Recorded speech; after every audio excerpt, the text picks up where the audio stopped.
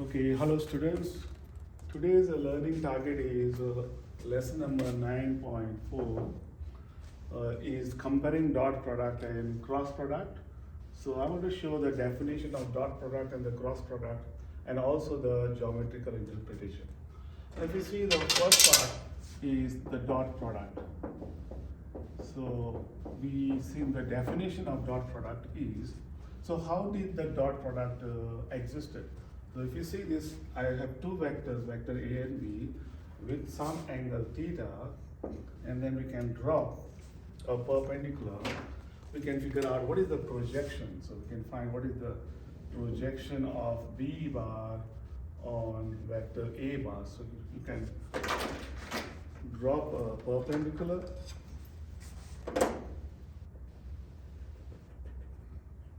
And then you can see what is the projection is this distance is the projection, and that is the vector, the magnitude of vector B. So it is like cosine theta is adjacent over hypotenuse, so the adjacent becomes the magnitude of this cosine of theta. So the projection of this is B bar cosine theta. Then the question is, what is the use of the vector A? How do I use this vector A, the magnitude of this vector A bar? How do I use that vector is? So we can say, okay, let's multiply. Since you want to have vector A also part of this projection of B on A, so multiply this and also divide by the same vector. And then you realize that the top part has both, can be written as A bar, the vector, the magnitude of A, magnitude of B, and the cosine theta, and then divide by this. And then the definition comes that this part that you see in the numerator, that is called dot product. So what is so projection of B on A is the dot product, it is A dot B. So they define this as over B bar. So basically the dot product definition is, you have A bar dot B bar is magnitude of A, magnitude of B, and the cosine of the angle, divide by, so this part, the top part, sorry. So only the numerator I take. So that's called dot product. So you take the numerators and you say, okay, let's call this as A bar. So basically geometrical interpretation of this is, you can write this as it is the projection. So it is the product. So it's a multiplication. It's the product. So product of vector A bar, or product of this and B magnet and this cosine theta. So it's like two things are multiplying, not just so the dot product is geometrical interpretation. You are multiplying the projection of this vector from here to here, so this part, and you're also multiplying from here to this part. So these are the meaning of A dot B, where A dot B is just a projection of this, and also multiplying the magnitude of the vector on which this B bar is projected. That takes care of, so that's easy. And then also we can prove that there is a separate theorem that if this vector was A1, B1, and C1, and this was A2, B2, C2, then that A dot B, this part, it is called dot product theorem.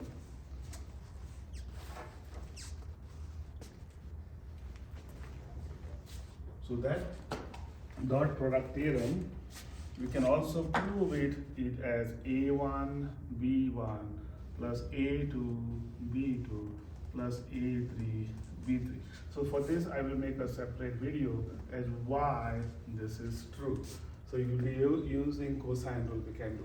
Now next comes is, how did the definition of A cross vector B which is written as what does the cross is used. This is just a cross to use the A cross B. So what does A cross B means? Now, if you see this, in this case, we drop this, and the same thing I'm going to drop here also. So if you drop this perpendicular,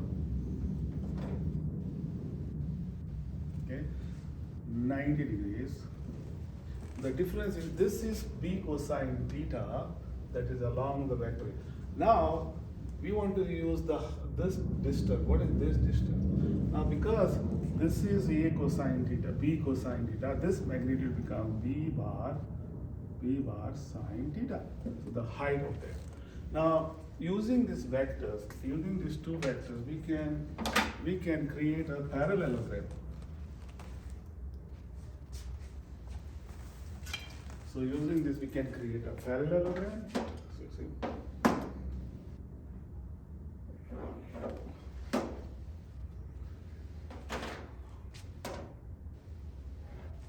There you go. So we can think of, okay, what is the area of a parallelogram? So we started with area of parallelogram. By definition, we know it is the base times the height.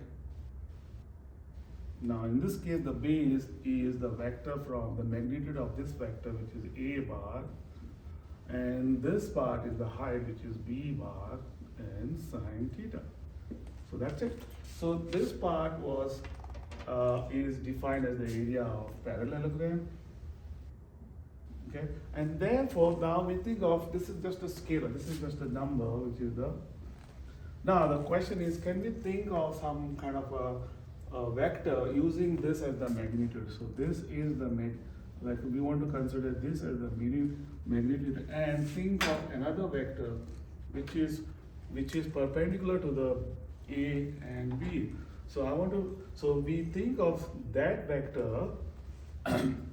You can think of another vector that is perpendicular to this vector A bar and B bar. I can, with the magnitude of this part, see, this is the magnitude. So I can draw a perpendicular right here, and say, okay, from here we can start and say this is vector which is perpendicular to the vector of A bar, in the plane of A bar. So we can have. So if this is vector A and B, if this two vectors always make a plane, you see. So you can always pass a plane to these two. So instead of doing right here, I can also draw.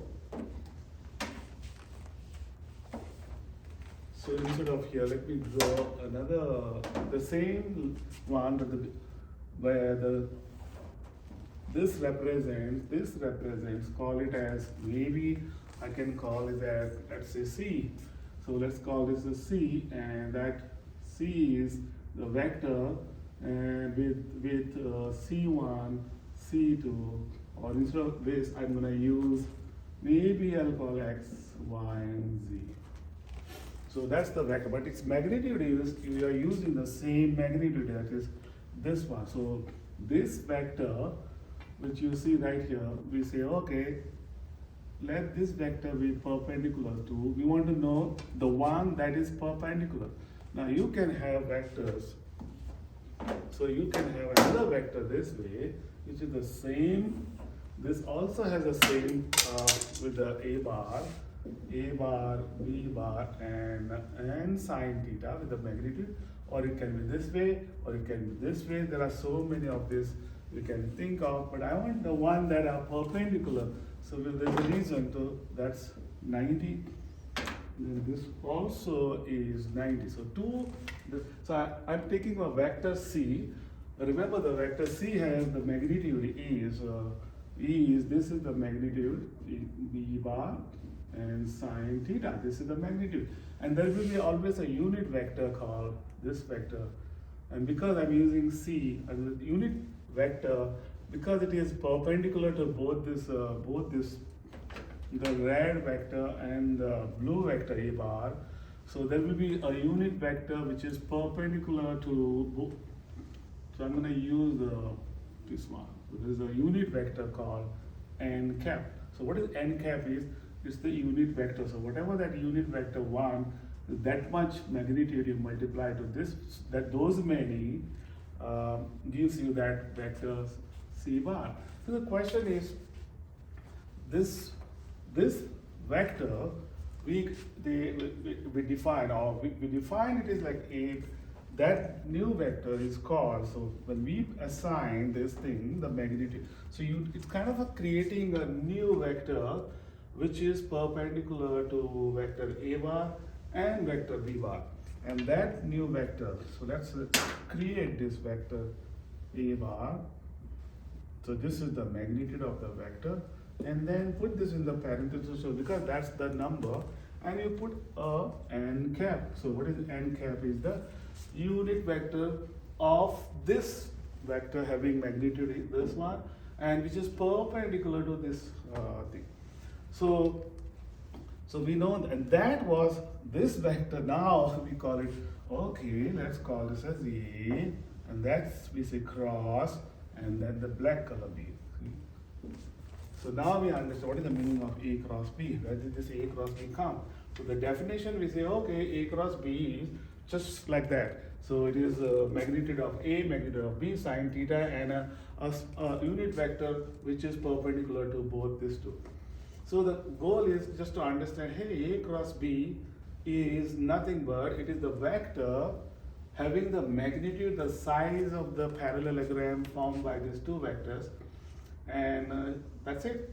So that means, what does this basically means? Your magnitude of this, how high is that vector which is perpendicular? You put those two lines in this part. This basically means the magnitude, it's the distance from the beginning point to this point. So that's will be is this parenthesis A bar, B bar, and sine theta. So this is the magnitude of this, and which is nothing but area of the parallel. Now we need to figure out, not always you will be given, let's say this point, this one is in the component form, the vector A is A1, A2, and A3, and this one, the component form is B1, B2, and B3. So I'm using the component form of the vector, which is also used as, so instead of writing the A1, so this is in the component form, we can write it also as, okay, A1i plus A2j plus A3k. So these are the unit vectors along x, y, z. So I'm using this.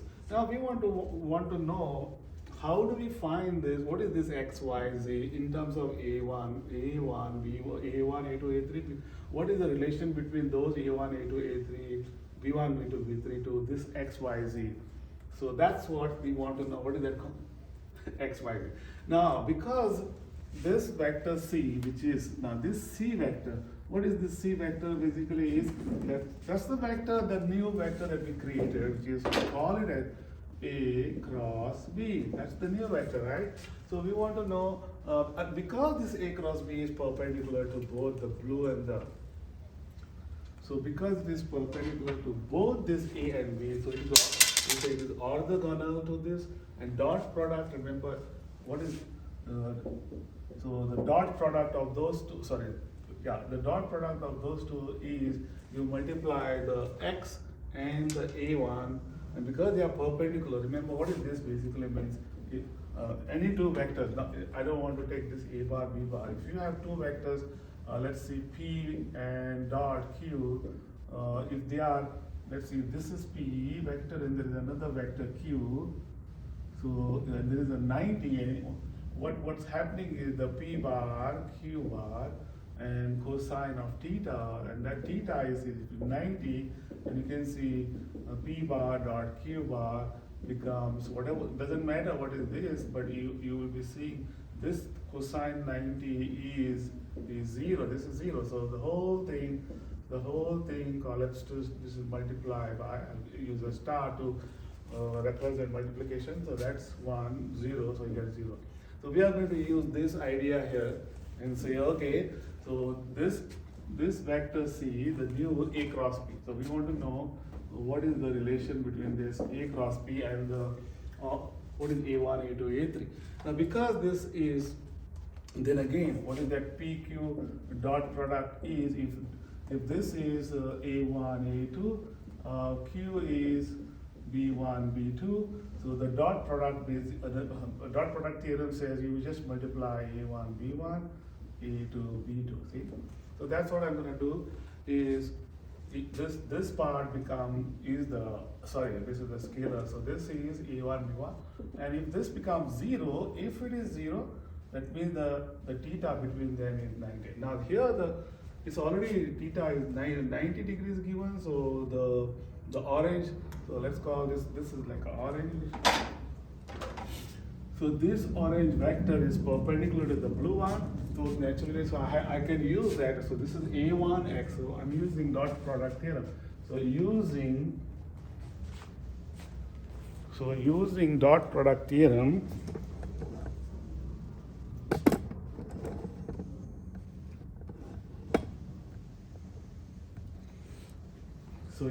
dot product theorem, so C bar, so vector A cross B bar, this vector is perpendicular to A bar, and therefore we get two equations, and so sorry, C bar is perpendicular, so C bar is perpendicular to,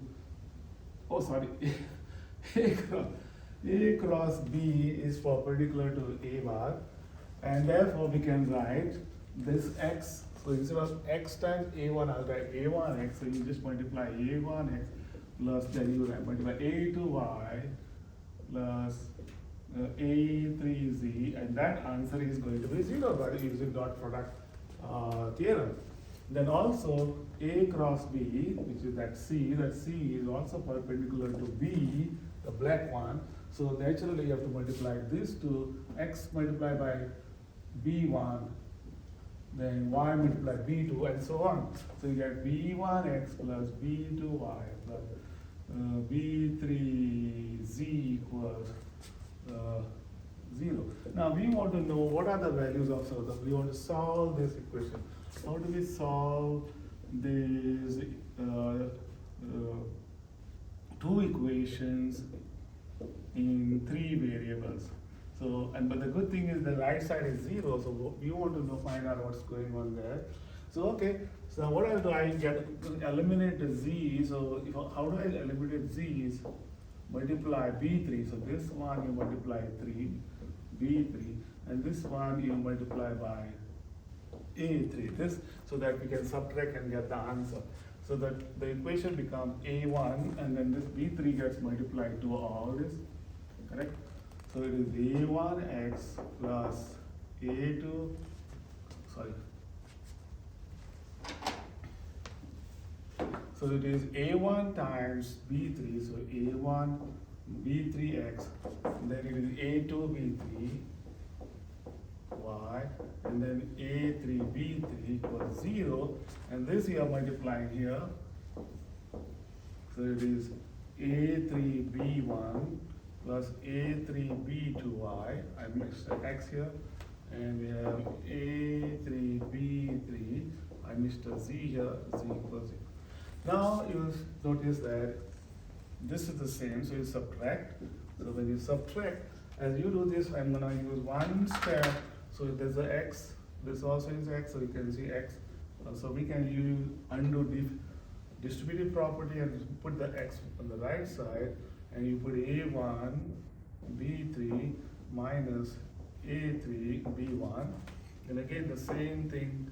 I'm going to take the y, which you see here, y, that we take it outside, and you write a2 b3 minus,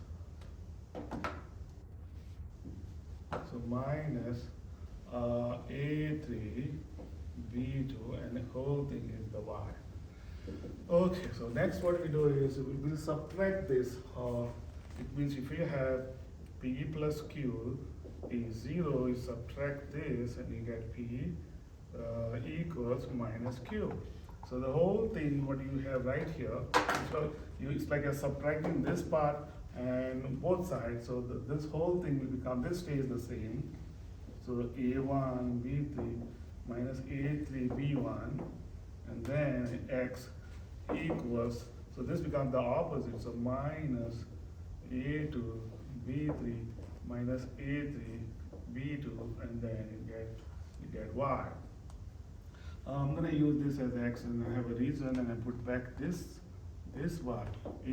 So now, when do you think this is going to be equal? So one thing we can think of is, we can think of this X, I put a color here. This X, I'm going to use this one, see? Instead of this, I'll write A2 B3.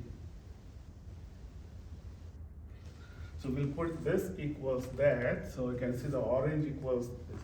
So if I write X equals A2 B3 minus A3 B2, and I want to write the blue color, see this blue color, so this becomes A1 B3 minus A3 B1 equals, now there's a minus, this minus blue minus Y. Or you can put it like, instead of this, I'll put minus Y, so minus Y equals this one, A1 B3 minus A3 and B1. Okay, so that means this is same as, if because there's a minus sign, I can write Y equals, multiplying minus 1, so it becomes A1 B3 minus A3 B1. So if I put in place of X as this here, if I put X equals over here, and instead of minus 1 minus Y, I don't need this. If I put minus Y, this whole equation is going to be true, and you can always check it out, where finally this becomes equal, and you say, okay, X is this, and Y, when you multiply, we can multiply minus, so when you multiply, this will be first, so this will be A3 B1 minus A1 B3. You change the order because you're multiplying a minus, it changes the, so that means you have X, Y. So our goal was to find X and Y. So now you have X, and that is A2 B3 minus A3 B2, and the second one is A3 B1 minus A1 B3, and likewise, remember in the beginning I tried to eliminate Z. So instead of eliminating Z, we could eliminate this also. Instead of B3 and A3, if I use this, multiply here, this B2 right here, and this A2 you multiply this one, and then you'll get some equation, some similar to that from X and Z, and then you will see the last answer becomes, you'll end up getting A1 B2 minus A2 B1, and this is called cross product theorem. That means if vector A is A1 A2 A3, vector B is B1 B2 B3, then the A cross B vector is nothing but this vector, which can be put in the form of ijk. So this is same thing also as A2 B3 minus A3 B2 I plus this component J, and this on A1 B2 A2 B1 and K. So you have in the linear form, in the ijk form, or this is. So the goal is to prove, what did we learn from here is, so what did we learn here is this vector is A cross B is this. And then you notice that this A cross B is perpendicular to both of them, or and this one ijk, so there is a I is getting multiplied, and there is a j, and there is a k. So we can use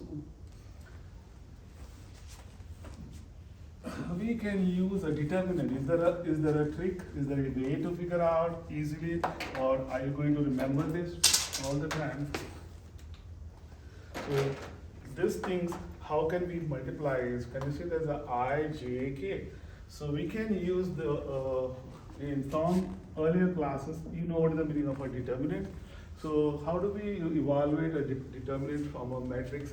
If you have a matrix A, B, C, P, Q, R, and S, T, U, and then we can find a determinant. And how do we find determinant is you start from the first row, this A, times you block the first row and the first column, you get this full Q, so you get another 2 by 2 vector. Then it is minus, that's the definition of to evaluate a determinant, so minus B, and you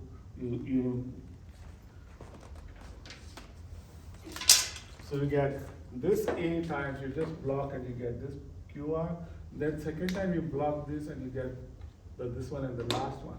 So all this you have already learned, but my goal is to show that, okay, you just have to multiply those A, B, C. So those A, B, C are like your, in this case you will see, that is like your I, J, and this is like a K cap. So and you will see it works. So let's put in the determinant form. So what is the expansion of this? So I'm gonna put I, J, and K, and then I'm gonna put, okay, A1, A2, A3, B1, B2, B3, and I'm gonna use the same formula. So this thing, so we want to know this part, right? So let's see what you get. And then, so if you think of this, that is A, so this A, now it is I, right? So it's I times, so I times, then you have this thing, so it is A2, well let's write it, A2, A3, B2, B3, and then this is J, now I put minus J here, and then you have another one. Now this time you do this one, so it is A1, A2, B1, B2 plus K, and this time you use this two. So it is A1, A3, B1, and B3. So that part is nothing but, I'm going to write the 2 by 2 determinant is you just cross product. So that is like A2, B3 minus A3, B2, and this J, sorry, I, minus, again, you do this, that is minus A1, I missed something here, yeah, this one, B2, B3, yeah, this is B3. So A1, B3 minus, I was writing too fast, let me see if I will be that correct. This should have been A1, A3 here, this is A1, A3. So A1, B3, A3, B1, and that is, I'm putting like J here, and plus again this two. So this becomes A1, B3 minus A3, A3, A3, B1. Okay, and you will see this is the same thing. So the question is it the same thing? And you can see A2, B3, A3, B2, I. Then what's going on here is you just have to swap this. So it comes to that. So this is A2, B3. So this I, and distribute this one. So when you distribute this comes first, that is plus A3, B1 minus A1, B3, and that is K cap. And finally, this is the same one, the last one. I think I missed out here. This should be 2 and this is 2, so this is A1, B2 and A2, B1. I'm sorry about it. So the last one is this part. This is what I missed here. I was doing too fast. My class is coming. I'm just ending this. Okay, so yeah, as I said, and you get this is A1, B2 minus A2, B1, and K. So these are all like I, J, K, the unit vectors, and you're done. So what did we learn is that we can use the determinant base one just to find the A cross B. That's it. So what did we learn in this? So if the question is asked, if you want to know if this is like 3, 4, and 5, and there's another vector 1, 7, and 9, all you do is just replace this by 3, 4, 5, and then you replace this by 1, 7, and 9, and then use this determinant form and you get the answer. That's it, the A cross B. So I hope this helps. Why the goal was to understand what is the reason the cross product is represented by this. That was the main intention of me to show. How do you get the why this part cross product? We know the cross product is A cross B is defined as, so A cross B is this sine theta. So this is the n cap, but we wanted to know what is the component form of the new vector, knowing the values of A1, A2, A3, B1, B2, B3. Just knowing this, we can get the component. Thanks for watching. And the next video I will make is how do we use this? What is the scalar triple product? How this will help us to find the volume of a parallelogram, you see.